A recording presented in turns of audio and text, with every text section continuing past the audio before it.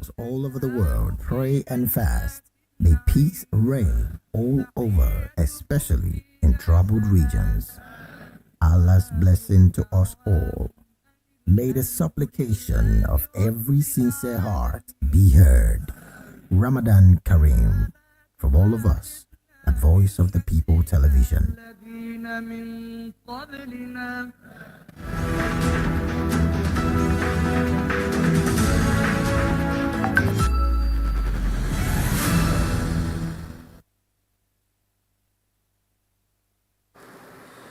Hello and welcome to another edition of the Political Roundup right here on Voice of the People Television.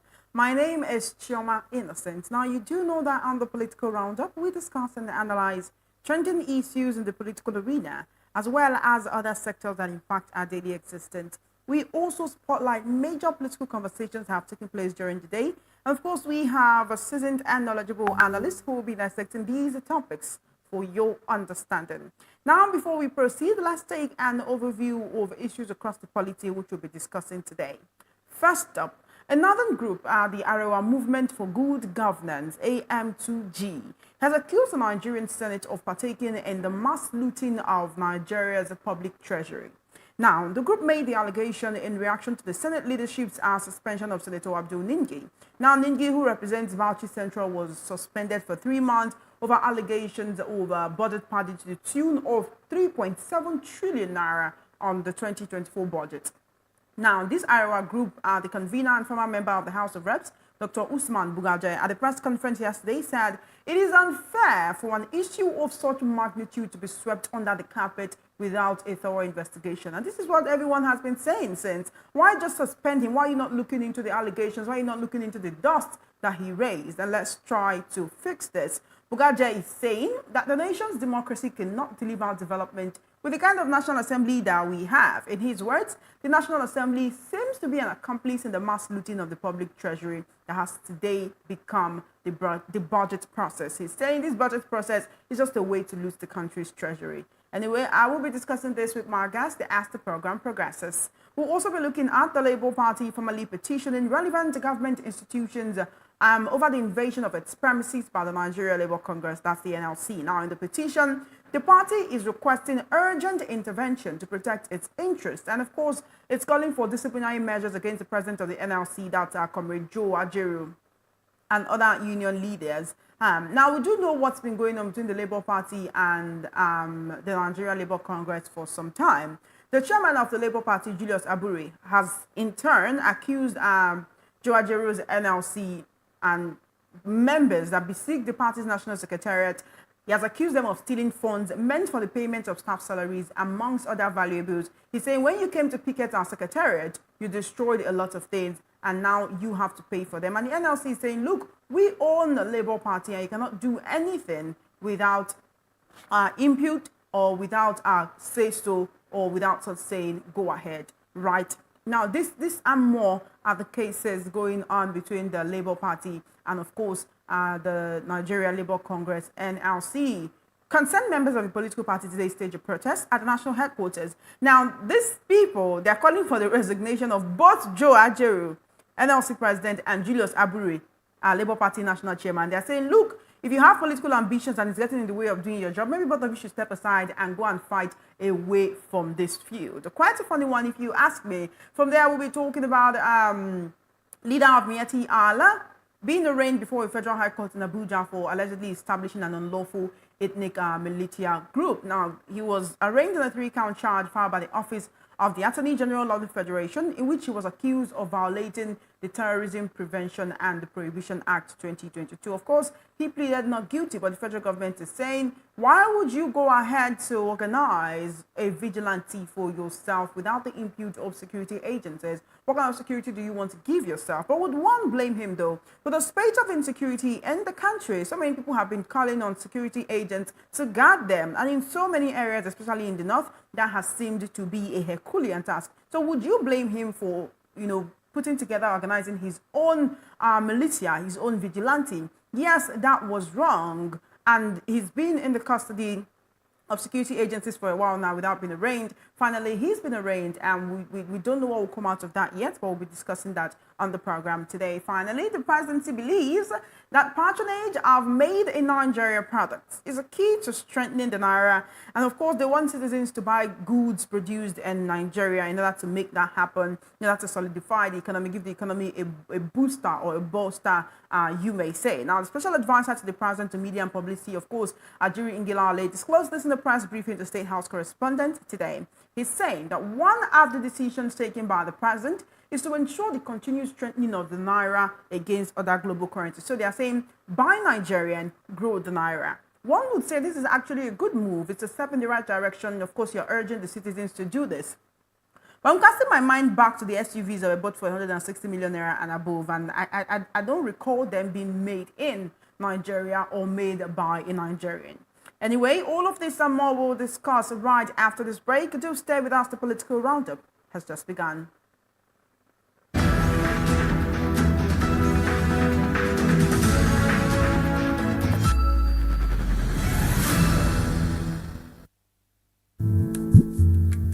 Hi, Zara.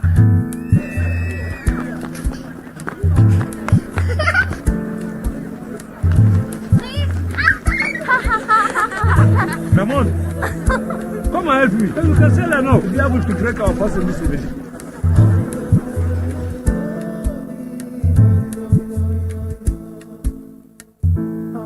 Ramon, take this. This is what you have to do. You understand? This is what you have to do.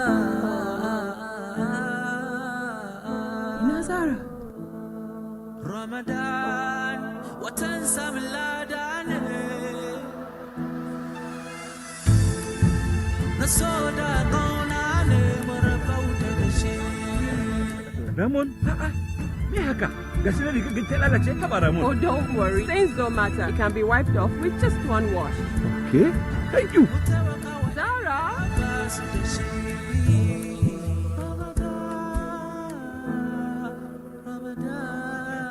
Ramadan Kareem.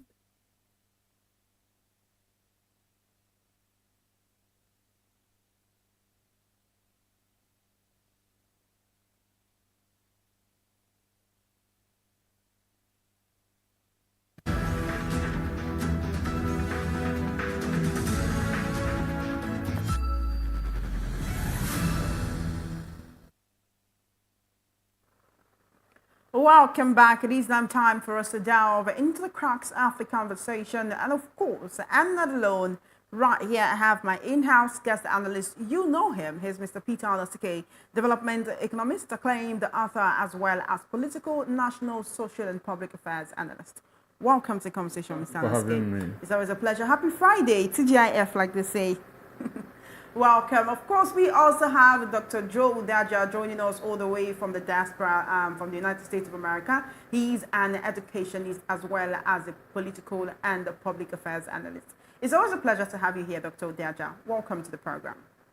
Thank you, and happy Friday too. I'm glad to be here. Thank you so much, and happy Friday to you. I hope it's been a good one so far. So we have quite a lot to discuss, so let's delve headlong into the conversation. A northern group has accused the Nigerian Senate of partaking in a mass meeting of the public treasury. Now, the Arewa Movement for Good Governance, AM2G, is basing this statement, this sentiment, on the fact that instead of undergoing investigation, instead of going through investigation, instead of actually checking the nooks and crannies, instead of asking questions, instead of probing what Senator Abdul Ningi said about the budget padding, they sent him on a 3-month suspension instead. And now this Arewa group is saying, look, it seems like you're trying to cover up because you're complicit. My first question on this would come to you, Dr. Udaja. The way and manner that the Senate National Assembly acted, the kind of decision they took on Senator Abdul Ningi's matter, did it come across to you like people who were complicit? And also, recall that this is a northern senator, and this is coming from the north. This is coming from a northern group. This is coming from the Arewa group. Would you say it's because of who is involved or the region where Senator Abdul Ningi is from? That's why they have this sentiment. Or on a whole, on a general basis, does this look like there are accomplices who are trying to cover up for what they have done, the looting of the public treasury, and that's why they sent him on suspension rather than actually doing a thorough investigation? Well, Well, I think that actually both, all of the above may be playing some role here. But it remains to be defined in terms of what the investigation will disclose. It is possible that the Senate did what they did to prevent further inquisition into what is going on. If that's the case, I'm sure that further investigation will disclose that. Now, the leader of the group calling this was a former lawmaker too. So that has some significance, because one thing that could happen is that depending on how they handle this, he and others may then say, oh, how about this person? Not only the entirety of the Senate or legislature, but how about this person, that person, that person? So this is good in the sense that it may lead to finding out what has been going on in the Senate or in the Congress. And I think that a thorough investigation that hopefully will involve EFCC and other investigative groups will need to be conducted. Now, it could also be sectional in terms of Arewa group saying this because one of their own, if you will, was involved. Well, that's unfortunate, and it's consistent with the problem that Nigerians have, and that is looking at things from sectional or tribal perspective, which doesn't help the country. Now, one thing I want to add here too is that actually the Senate can vote to get rid of one of their own on a temporary basis while the investigation continues. Now, as long as that process is consistent with what the Senate rules and regulations are concerning the members, if that's what the Senate did, well, they may be in order to do that. The next step, of course, is that there should be thorough investigation to see how far this is and who else may be involved. All right, thank you for your submission on this topic, Dr. Udaja. I'll now come to Mr. Peter Anosike right here in the studios with us. On this same topic, do you agree with what Dr. Udaja is saying? Is it that the Senate is trying to prevent further anarchy, further uproar, and that's why they did not pursue this and instead suspended him? And also the fact that this is coming from a northern group, does it have any connotation to you? No matter where it is coming from, the truth is that Senator Godswill Akpabio does not have the character and the integrity to lead the Senate. He doesn't have the character and the integrity to lead the Senate because he has a lot of corruption cases on his head. And when we talk of leadership, to know who a leader is somebody who knows that, who thinks of the consequences of his action before taking that action.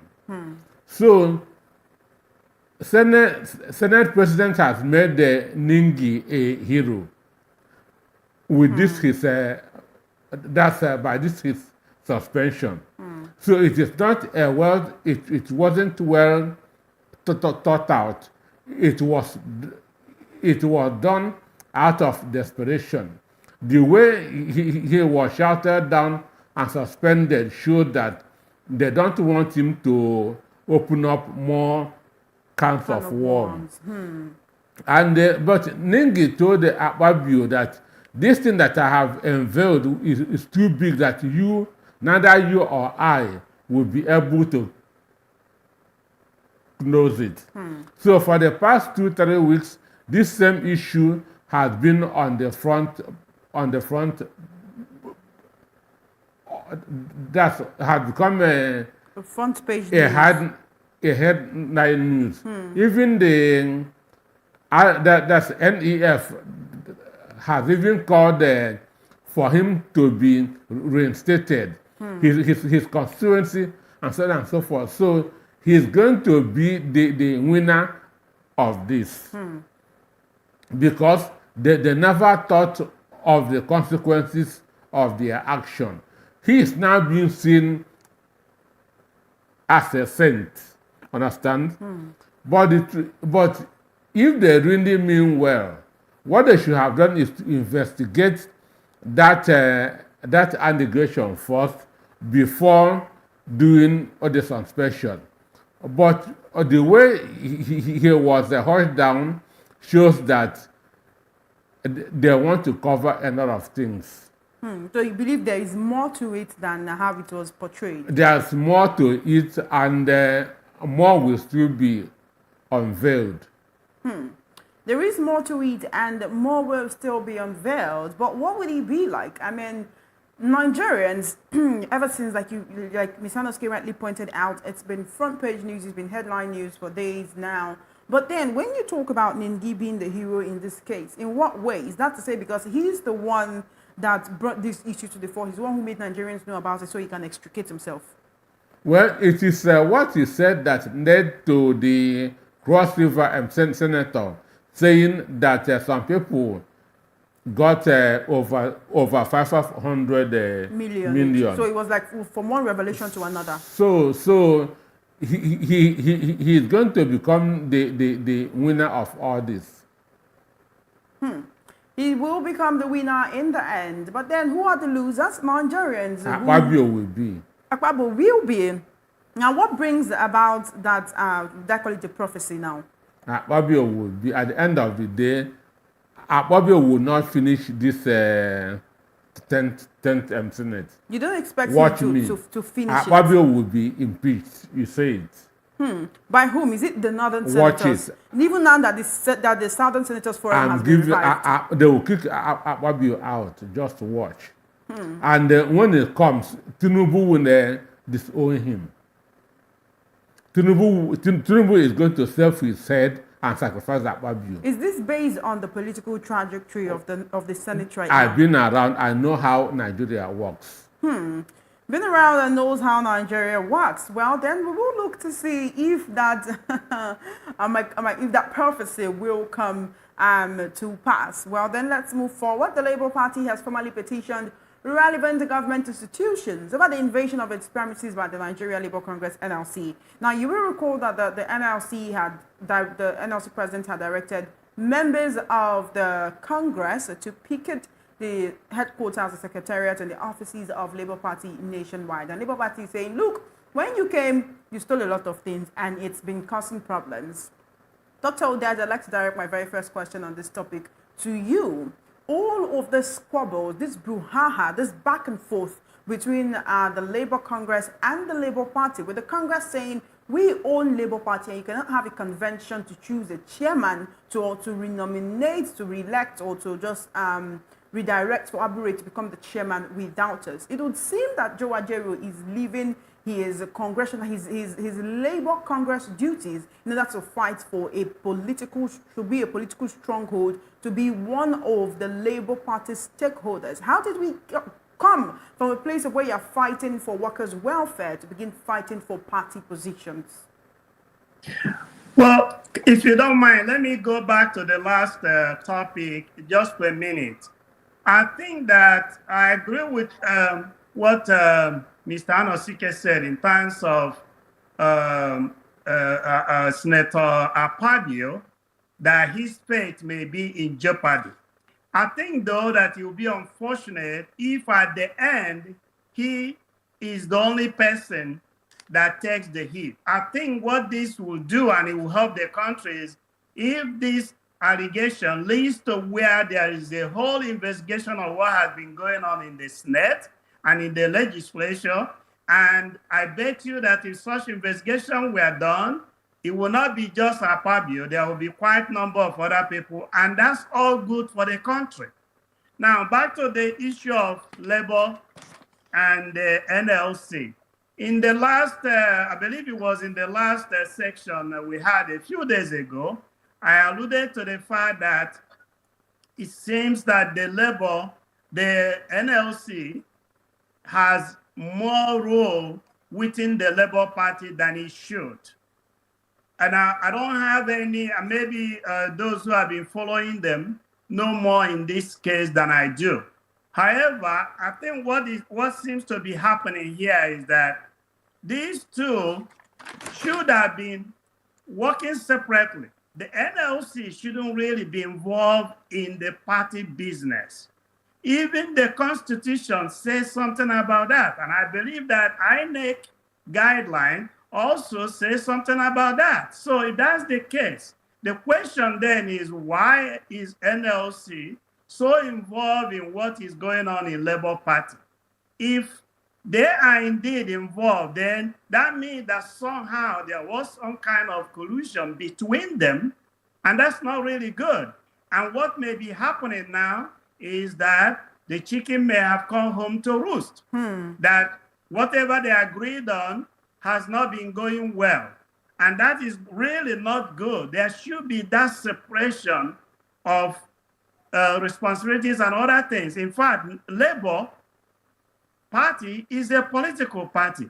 NLC is not supposed to function as a political party, even though they do have some hands in politics.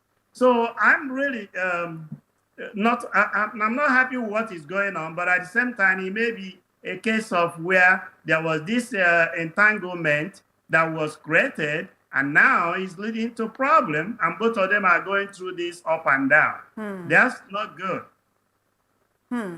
That's not good, and that's one area in which every Nigerian would actually agree that the back and forth between the Labour Congress and the Labour Party is not good.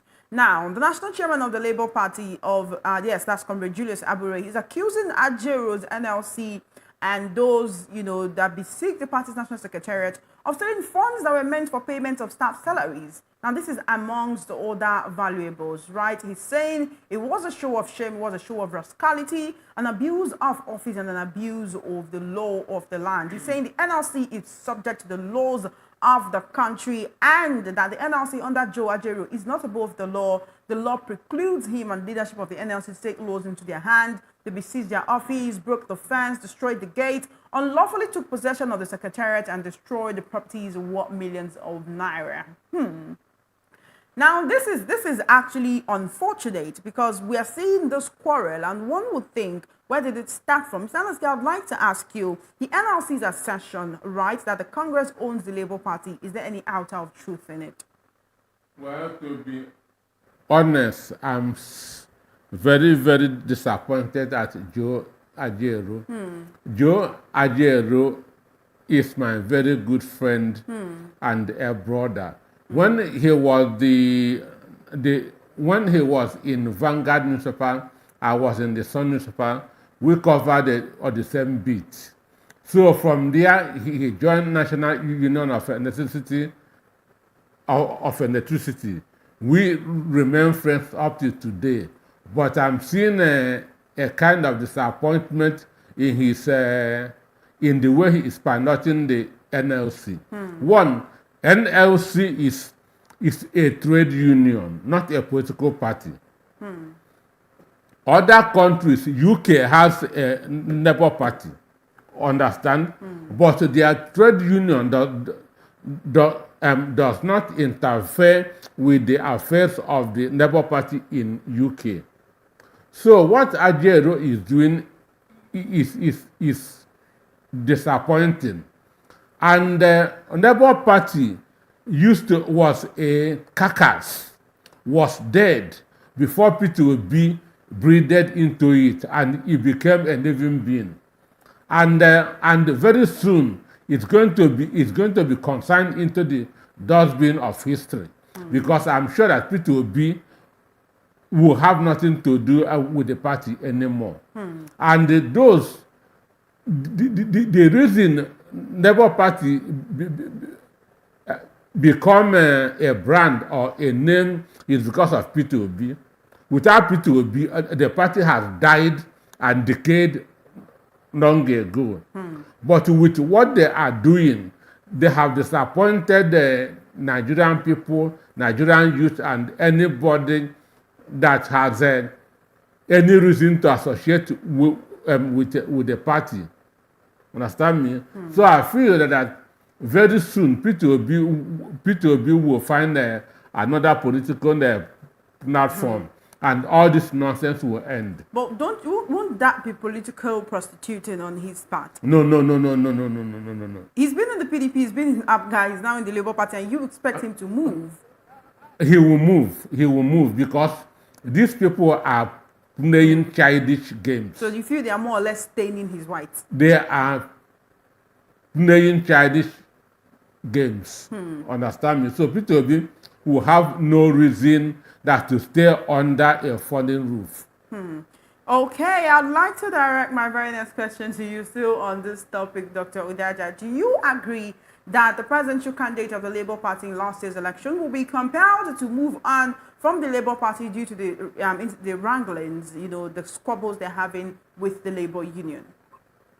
Well, there's always a saying of some sort that if bad things always happen where you are, okay, whether you cause it or not, people will start wondering, okay, what is going on?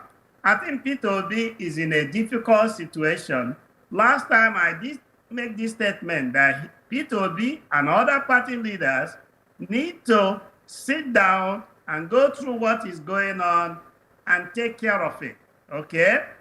If P2B were to leave, which is possible, well, if I were the opponent during the election, I would be hammering on P2B. You were this, you were this, you were APGA in Anambra, you were PDP, and then you were Labour, and now you are this party.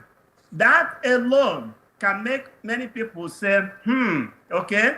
Now, having said that, if P2B works with the party and finds that, this party is not doing things that are consistent with my values, with my ideology, with my political view of things, well, he can then come out and say, yes, I did my best, work with this party, but obviously they are not doing things that I like. I think with that and with strong campaign and other things, people will understand. So I think at this point, if he just leaves now, I will probably say, oh no, that's premature, because you have not told us that you really work hard to build this party. So that's what I would recommend if I were to talk to P2B, is to work with the party, try to see what changes that can be made, and then if it doesn't work out, then you leave, having that record to go. But just jumping around may not help him politically. Okay, then, just jumping around may not help him politically. Let's come back to the issues between the Labour Party and the Labour Union. Now, concerned members of the party today staged a protest at the national headquarters. They are calling for the resignation of not just Joe Ajaero, president of the NLC, but also Julius Abure, national chairman of the Labour Party. Now, they gathered at the national office in the FCT Abuja and voiced out their grievances, and they demanded through placards. They expressed their dissatisfaction with the current leadership and, of course, the escalating rifts between the NLC and the Labour Party officials. They are saying, Ajaero, you need to step down. Abure, you need to step down, and let's know how the party and the Congress will move forward. Mr. Oskar, would you say this is a move in the right direction? You just expressed a disappointment with Ajaero. So is this expected? Well, ideally, this is what's supposed to be, but NLC president is a tenure job, and Ajaero has been contesting since 2011. Understand me? He has been contesting for NLC president since 2011. So now that he has got it, it's only death that will remove him from there. He will not go out of there. Then, but for me, I'm disappointed. He's not showing any maturity at all.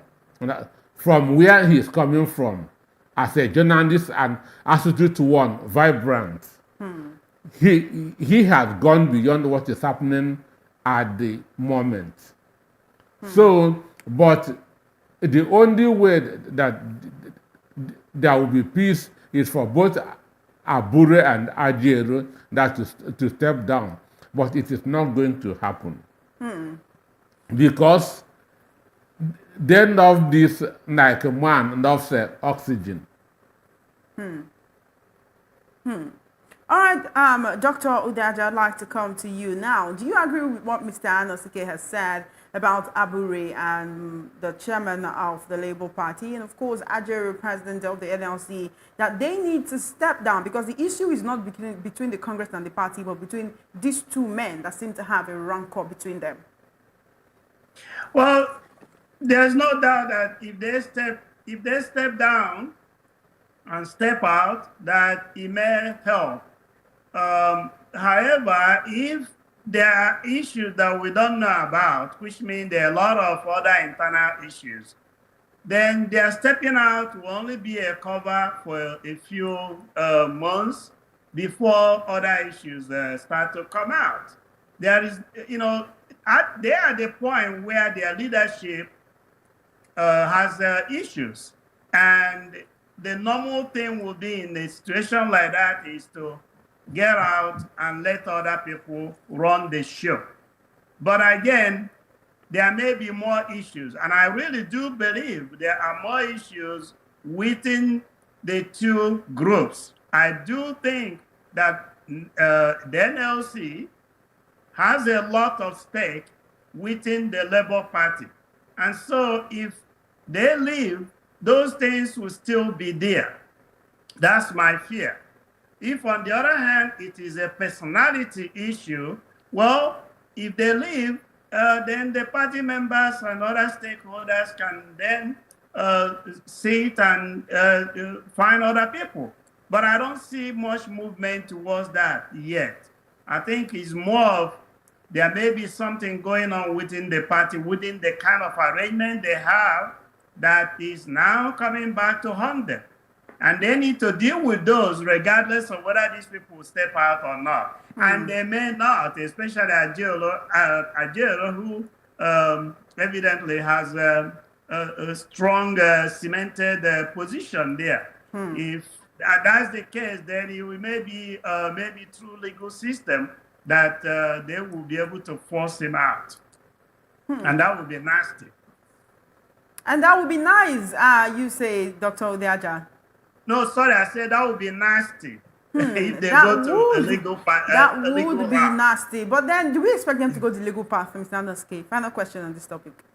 Well, the solution for them to move forward, Ajero naturally is a very stubborn person.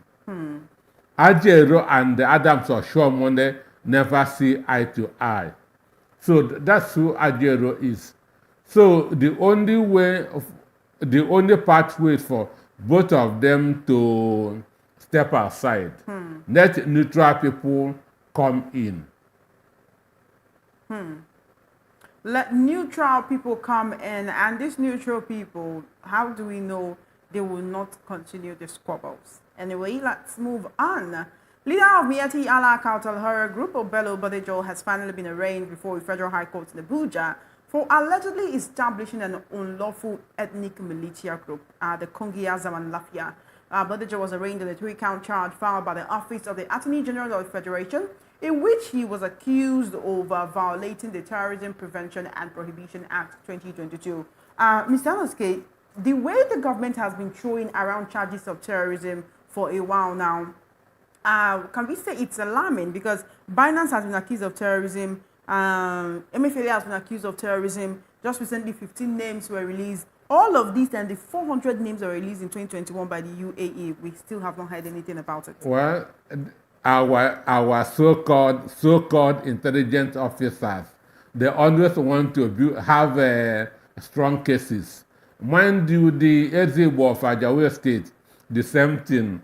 They filed an act of terrorism for just a statement that he made.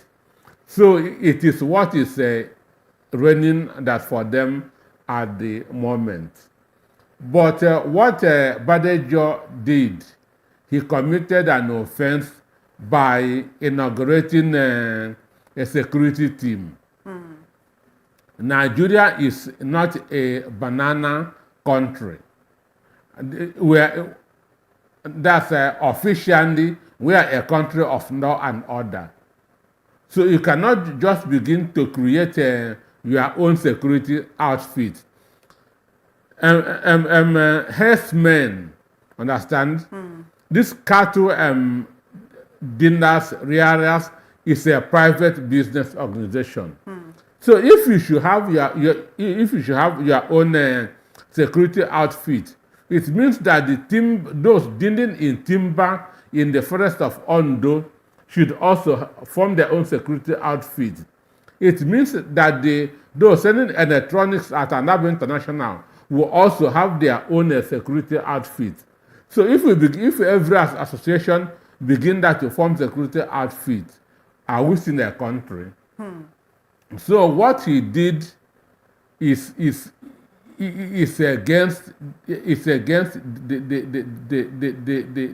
law.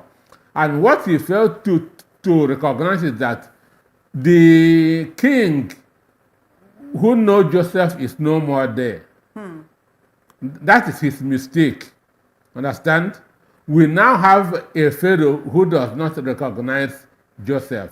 He is a Fulani man. The Fulani president is no more there. So that was his mistake. He would have gotten away with this under Buhari. But everything has changed. So that's why they decided that to say, come, teach this man, understand, something. So it's not just the fact that he did that, it's the fact of where he is also from. Is that what you're saying? And they want to let him know that he can't just do that. That the power has changed hands.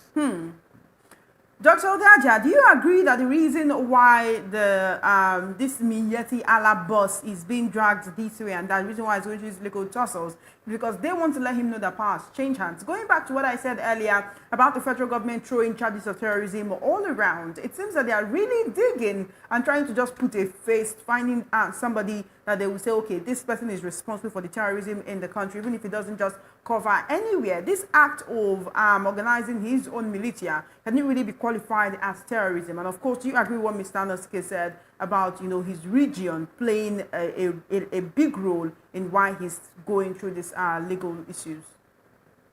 If you look at across the country, there are all kinds of groups, okay?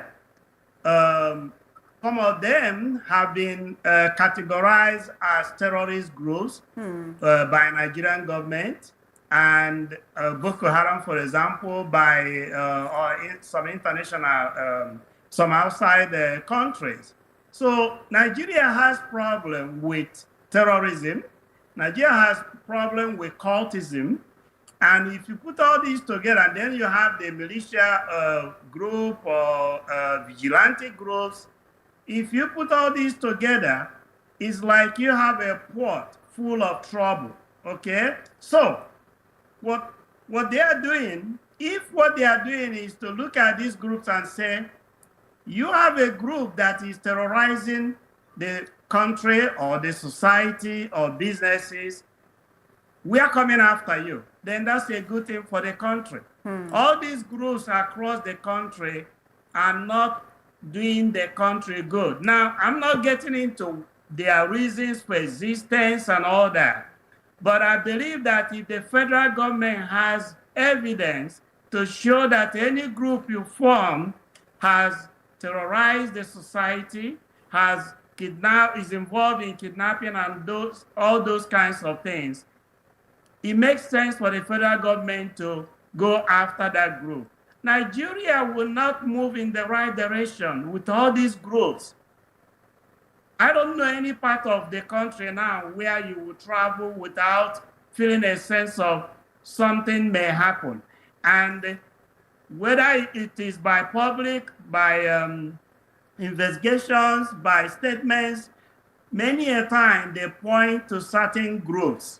So I think it's good that Nigerian government is going after these groups, and I think they should continue because right now insecurity is hurting Nigeria and is making it so difficult for foreign investment that they need, and not only foreign investment, even many of us in diaspora is making it difficult for us to even visit the country or to do things that will make us be involved in what is going on. So if that's what they are doing is good. If, however, they are selecting certain groups and leaving others, well, that's not good for the country. United States recently updated their do not travel area, and they included this group, they included groups, obviously Boko Haram, but they extended it to Southeast groups, areas in River State, Cross River, and so on. That is not good. That makes it difficult for Nigeria to move in the right direction. So I applaud what the federal government is doing, but I do hope that they are doing it with a view to getting to all these groups and finding those that are causing problem and doing what they need to do to stop it, because we just can't continue. All right then. Thank you, Dr. Udeaja. Just before you go, let's take a peek at this final topic. The presidency believes that patronizing a made-in-Nigeria product is a key to strengthening the naira, and of course, they want citizens to buy goods produced in the country in order to make that happen. So it is buy Nigerian, save the naira. But I go back to what I said before, Dr. Udeaja. When senators were buying SUVs of over 160 million naira each, they were not buying Nigerian to save the naira. Why is the onus on Nigerians to try and save the naira when, the federal government is there and they were the ones who floated the currency in the first place? Well, okay. This topic, I love it. Okay, let me tell you why I love it. I like the call. The call is overdue. Nigerians should buy made in Nigeria, except in cases where they just can't find comparative one in Nigeria. And when I say comparative, it doesn't mean that the shoe I wear made in Aba or Kano has to be exactly like the one made in Italy. No, we're not at that point, but we can get there. So I love this call. This call should be on billboards across the country. It should be everywhere saying, buy made in Nigeria. And it's not just shoes. Buy made in Nigeria food. Buy made in Nigeria of many things. Buy them. Now, you made a great point. If the government is saying this, and then they are buying vehicles from outside, and they are buying their clothes, their utensils, or anything from outside, then they are diluting what they are saying. And I do hope that they do not do that. I was happy to see Governor Oti showing the vehicle he bought from Innocent. Of course, that was one. There should be many, and I know there are few. So I think this is good, especially at this point. Nigerians need to love made in Nigeria. And if they are not in part, and many of them are not, they should complain, and those companies should upgrade it.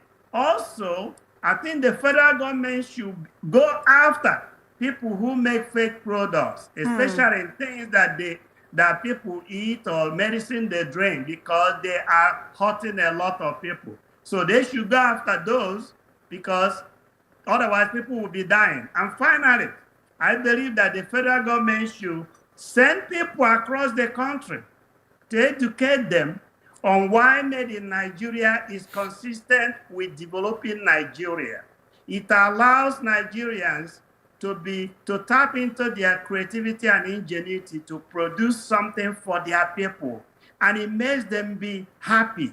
And it brings up moral happiness to them and to the country. It gives them job. So when you look at the totality of this, it is good. It is very good, and I support it strongly. All right, Mr. Anaske, do you also support it strongly, buy Nigerian to save the naira? Hey, well, on paper, it is a very good idea because the countries that move from third world to first world, that's what they did. That's what India did. That's what Singapore did. That's what Malaysia did. Understand? Countries develop from within, not from without. When you begin to patronize the products that are made in your country, your money will be circulating within your country. There will be more money in your country. And because business is booming, those who are doing substandard products will begin to improve because there's competition. Understand? But the truth is that those who are preaching are not practicing what they are preaching. Understand me? Those who are saying buy made in Nigeria are not buying made in Nigeria. Even their bottled water comes from abroad. Their toothpick comes from abroad. So they are not practicing what they are preaching. Buying made in Nigeria is it should be a mantra on the lip of everybody. That's the only way that Nigeria can develop. That's what I've been saying since. That instead of going to bring foreigners to come and invest, let us build from our country from within. That's the only way that will go. But the problem is this: the people at the top who are supposed to give direction are not doing it. Understand me? There's no political will to enforce this.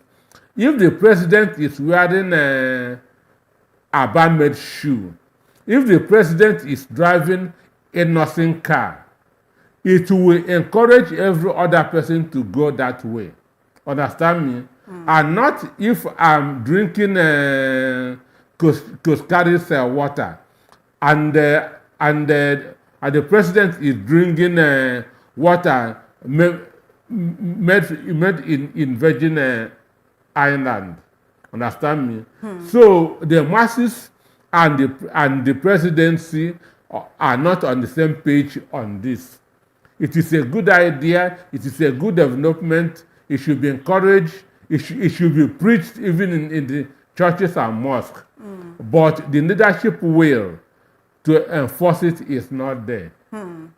The leadership will to enforce it is not there, and one would wonder how long will that continue actually? Anyway, as much as we want to continue this conversation, we really need to go. The Political Roundup will be back on your airwaves on Monday. My name is Chioma Innocent. A big thank you to my guests, Mr. Peter Anoske and Dr. Joe Udaja. Thank you so much for coming, and of course, enjoy the rest of your Friday. My name is Chioma Innocent. The 9 p.m. news comes up shortly. Have a good evening.